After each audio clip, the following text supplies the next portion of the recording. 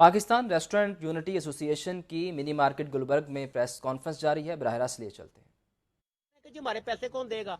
पाकिस्तान में एक हमारा सर्वे किया था हमने, 70 to 80% रेस्टोरेंट ये किराए की जगहों पर होते हैं।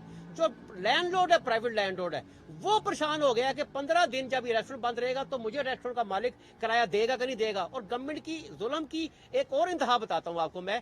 कोविड-1 में 5 महीने पूरा पाकिस्तान बंद रहा। इतनी बातें की गवर्नमेंट ने, इतनी बातें की हमारे प्राइम मिनिस्टर साहब ने, जो मदीना की रियासत की बहुत ज्यादा बात करते हैं। एक दिन का किराया माफ नहीं किया। जो गवर्नमेंट की अपनी प्रॉपर्टीज हैं, जैसे पीएचए है, जैसे एनएचए है, पूरे पाकिस्तान में एक दिन का किराया नहीं माफ किया गया। बल्कि जिसने किराया नहीं दिया उनकी जबरदस्ती ने दुकानें, कैफे, रेस्टोरेंट बंद कर दिए। ये भी बहुत बड़ा जुल्म है। तो आप जी रजा भाई, आप जरा शेयर करें अपनी फीलिंग्स, थॉट्स बताएं। नहीं, बहुत अफसोस की बात है। सिंध ने आज ऑर्डर पास किया है, वहाँ पे आउटडोर अलाउड है।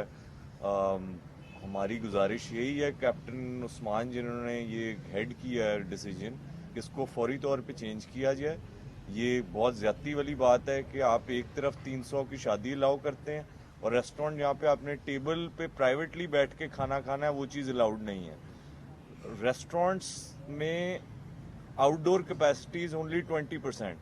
20% का मतलब है जो मेजॉरिटी रेस्टोरेंट्स हैं उनकी अपनी जाती कैपेसिटी ऑन एन एवरेज 30 से 40 बंदे एक टाइम पे बैठ के खाना खा सकते हैं, वो भी दूर दूर।